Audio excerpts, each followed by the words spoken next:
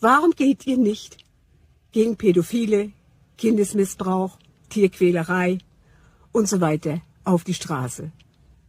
Vergewaltigung, Messerstechereien.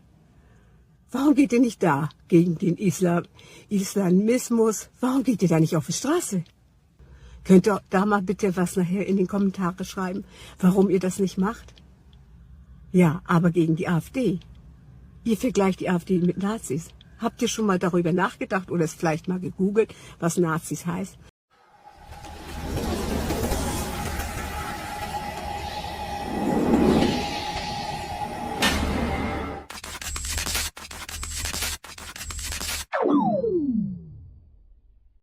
Hey Leute, jetzt wird's richtig gut. Eine ältere Dame hält den Omas gegen rechts mal so richtig den Spiegel vor. Und zwar mit einer Ehrlichkeit, die man sonst nirgends hört. Sie fragt ganz direkt, warum geht ihr nicht gegen echte Probleme auf die Straße? Warum bekommt ihr Geld fürs Demonstrieren gegen eine Partei, die nicht mal regiert?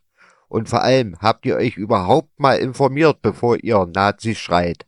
Das hier ist ein Reality-Check der Extraklasse. Ungeschönt, direkt und absolut viralwürdig.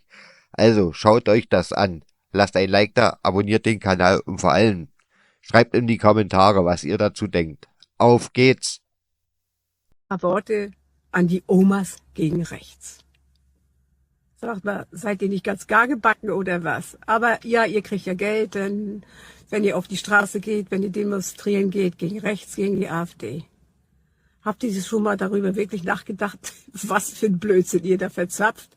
Was soll denn der Scheiß? Die AfD ist doch gar nicht an der Regierung. Warum geht ihr nicht gegen Scholz, gegen Habeck, gegen Baerbock auf die Straße? Ja, das wäre sinnvoll.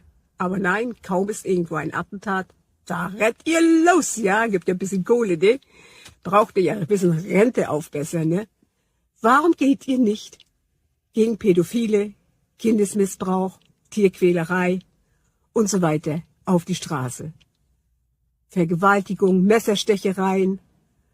Warum geht ihr nicht da gegen den Islamismus? Warum geht ihr da nicht auf die Straße? Warum schreit ihr nicht? Migranten raus aus Deutschland. Wir wollen keine Messerstechereien. Wir wollen keine toten Kinder, keine toten Frauen, keine toten Männer. Dagegen geht ihr nicht auf die Straße. Warum nicht?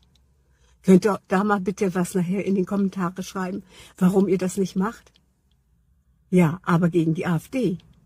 Ihr vergleicht die AfD mit Nazis. Habt ihr schon mal darüber nachgedacht oder es vielleicht mal gegoogelt, was Nazis heißt, was die NSDAP ist, SS und so weiter? Damit vergleicht ihr die AfD? Da muss ich sagen, ihr habt keinen Verstand. Ich bin auch eine Oma. Aber mit euch möchte ich nichts zu tun haben. Niemals. Ihr seid der schlimmste Albtraum, den ich mir vorstellen kann. Also, das geht überhaupt nicht, was ihr da macht. Das ist Dummheit hoch 10. Und da setzt ihr euch noch zusammen, worüber unterhaltet ihr euch denn? Ich befasse mich seit 50 Jahren mit Politik, Religion, Philosophie, habe Marx, Engels und Lenin gelesen und noch andere Sachen. Ich beschäftige mich damit. Ich lasse mich nicht einlullen vom ARD und ZDF und Phoenix und wie die alle heißen.